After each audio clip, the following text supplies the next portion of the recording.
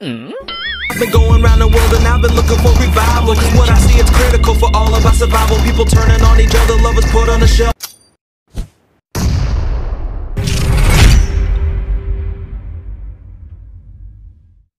एक बंदा YouTube से मुंह उठा के टिकटॉक पे चला आया है और टिकटॉक पे आके यही कर रहा है। कहता है जी मैं डकी भाई हूँ। हमें टिकटॉकर्स को गाली देने लगा है, चीप बोलने लगा है। मैं तुझे वार्न कर रहा हूँ कि बाज आ जा। मैंने लोगों की दफा बोल दिया ना तो तेरी ऐसी वार लगेगी कि तू टिकटॉक ही नहीं तू यूट्यूब भी भाग के चला जाएगा। इसको सपोर्ट करना है या एक ऐसे बंदे को सपोर्ट करना है जो लोगों को साफ वीडियो बना के हंसाता है। तो आपने फैसला करना है। इस बंदे का बेशक आप देख ले कहूँ ये टिकटॉकर को गाली दिया इसने और जब तक इसने माफी नहीं मांगनी इस बंदे को मैंने नहीं छोड़ना। इसने बहुत बड़ी गलती की है। ये इंडिया समझ रहा है, ये पाकिस्तान है। बच्चे क्या करें इसका?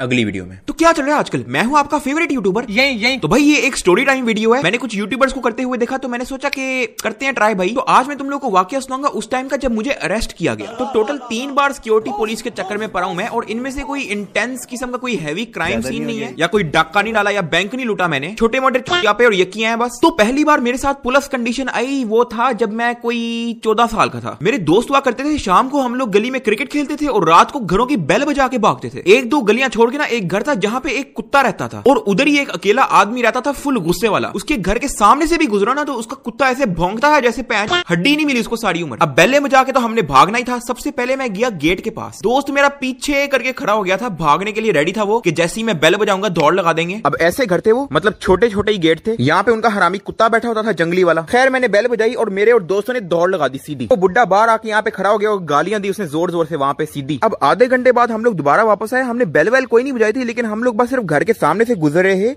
तो कुत्ते ने भौंकना शुरू कर दिया। हम लोग सिर्फ उसको यहाँ पे खड़े होकर देख रहे हैं कि कुत्ता भौंक रहा है बस, और हमने कुछ नहीं किया। वो बुड्ढा दोबारा बाहर आ गया, उसने गालियां निकालनी शुरू कर दी माँ बहन की। लेकिन इस बार हम भागे नहीं थे, इस बार हम लोग बस थोड़ा पीछे हो गए थे, इधर खड़े हो गए थे साइड पे। लेकिन उस बुड्ढे ने क्या किया, सिक्योरिटी बुला ली। अब वो उधर से हमें सिक्योरिटी की बाइकों की आवाज आ रही है और हम लोगों ने इधर भागना शुरू कर दिया सीधा। बाय द वे ये वो घर नहीं है ना ही ये वो रोड है, मैं तुम लोगों को सिर्फ एक एग्जाम्पल दे रहा हूँ। ये एक रैंडम रोड है लेकिन ऐसी ही रोड थी। खैर हम लोग सीधा भागते गए और पीछे से सिक्योरिटी की बाइक अभी गली में एंटर हो ही रही थी कि हम लोग इधर साइड पे हो गए। सिक्योरिटी वाले को उधर पता है कि हम लोग इधर साइड पे हो गए, उसने बाइक फुल स्पीड कर ली। अब ये रास्ता नेक्स्ट गली में मुड़ने के लिए छोटा है और वो जहाँ से सिक्योरिटी आ रही है ये काफी लंबा है। सर्दी का वक्त था, मैंने येलो कलर की हुडी पहनी हुई थी और मुझे ना ऐसी फील आ रही कि मुझे लग रहा है कि सिक्योरिटी वाले ने ना मेरा हुलिया देख लिया है। उनको पता लग गया कि मैंने पीली हुडी पहनी हुई है और उधर ही चेज करना है। मैंने ये किया, मैंने स्पीड लगाई, मैं गया भाई सीधा जाने के बाद मैं फौरन लेफ्ट मुड़ गया। अभी सिक्योरिटी वाली आई नहीं थी, उन्होंने मुझे नहीं देखा लेफ्ट मुड़ते हुए, लेकिन उन्होंने प्रेडिक्ट कर लिया कि ये लोग लेफ्ट मुड़े होने हैं। मैंने क्या किया, लेफ्ट मुड़ा।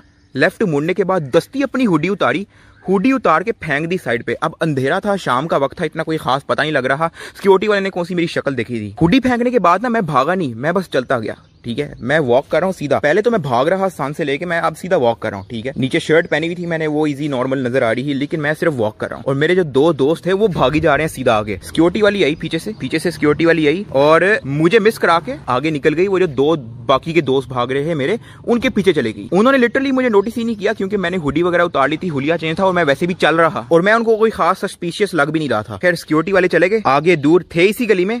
मैंने रिवर्स टर्न लिया, मैं पीछे मुड़ना शुरू हो गया और मैं अभी भी चल ही रहा था। हुडी जो मैंने यहाँ पे फेंकी हुई थी मैंने मिस कराई, यहाँ पे मैं मुड़ा, दौड़ लगाई, पूरा सोसाइटी को घूम के आया और फिर जाके मैं अपने घर के अंदर भरा। अब जो बाकी के 2 दोस्त जो मेरे भाग रहे हैं ना, उनमें से एक पकड़ा गया क्योंकि सिक्योरिटी वाली जो थी वो बाइक थी। सिक्योरिटी वाली बाइक ने जब एक को पकड़ा ना तो दूसरा भाग रहा। अब वो जाहिर है एक को छोड़ नहीं सकते हैं, 2 बाइकें होती तो दोनों को पकड़ लेती। तो जब एक को पकड़ा तो दूसरे के बाद मौका मिल गया कि चलो बाइक स्लो हो गई है तो वो कट लिया उसने। मैं भी लंबा चक्कर काट के 15 मिनट की जॉगिंग के बाद घर पहुंच चुका था। अब मेरे साथ 2 दोस्त थे जो मेरे साथ भाग रहे हैं और उनमें से एक पकड़ा गया है और उधर सिक्योरिटी वालों को उसने मेरे घर का बता दिया। मतलब पैंच उसने कहा कि भाई मैं तो फंस गया हूं लेकिन अकेला क्यों फंसूं भाई, बाकियों को भी फंसाऊं। उसने मेरे और मेरे दोस्त का एड्रेस दे दिया। थोड़ी देर तक आ गई जी सिक्योरिटी वाले घर हमारे। खैर वो मुझे ले गए उधर। वो बुड्ढा हरामी भी उधर ही खड़ा है जिसकी बेल बजाई थी हमने। अब वो आगे से यापा क्या लगा रहा है कि सिक्योरिटी वालों को कह रहा है कि ये हमारे घर पत्थर फेंक रहे थे, फिर कहता कि मेरे कुत्ते पे ये लोग ईंटें फेंक के गए हैं। मैं कहा तुहाडी भैन दी चूड़ियां इल्जाम वो लगाओ ना जिसकी सेंस बन रही है। खैर मैं भी चोरा हो गया। मैंने कहा सर आपको आपके घर अगर एक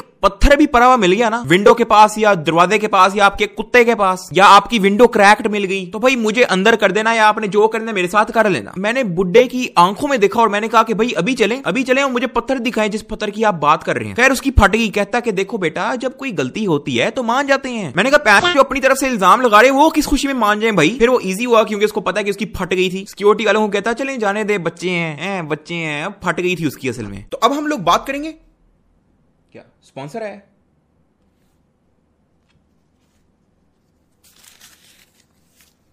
किसके चाटने? This video is sponsored by OctaFX. क्या तुम लोगों को कभी घर से पैसे कमाने का दिल किया या कभी ऑनलाइन अर्निंग करने का दिल किया? तो आप लोग आए हैं बिल्कुल सही जगह। ऑक्टा एफएक्स एक ऑनलाइन ट्रेडिंग प्लेटफॉर्म है जहां आप लोग करेंसी ट्रेड करके पैसे कमा सकते हो, जिसने ऑनलाइन अर्निंग को किया बहुत आसान। तो मैं दिखाता हूं ये काम कैसे करता है। $30 डिपॉजिट करने के बाद अपना ट्रेडिंग इंस्ट्रूमेंट सेलेक्ट करो। जब प्राइस लो होगी तो ग्रीन बाय बटन पे टैप करो और जब ग्राफ हाई होगा तो क्लोज द डील। और ये रहा आपका $30 प्रॉफिट। जितनी भी अकाउंट है वो इस्लामिक है, कोई भी स्वैप अप्लाई नहीं होगा अगर तुम ओवरनाइट अपनी पोजीशन ओपन रखते हो। मैंने खुद भी प्रॉफिट लिया है and it has changed the life of millions around the world. Octa FX deposit या विड्रॉ पे कोई कमीशन नहीं लेता। ऑनलाइन बैंक ट्रांसफर भी अवेलेबल है। वायरस के क्राइसिस के बावजूद भी Octa FX offers lower spreads on currency pairs up to 14 points to support you. तो इंतजार किस बात का? इस वीडियो के बाद लिंक पे जाना description and download OctaFX and get $5,000 in your demo account. अपना फर्स्ट टाइम डिपॉजिट डबल करने के लिए use my promo code Ducky भाई।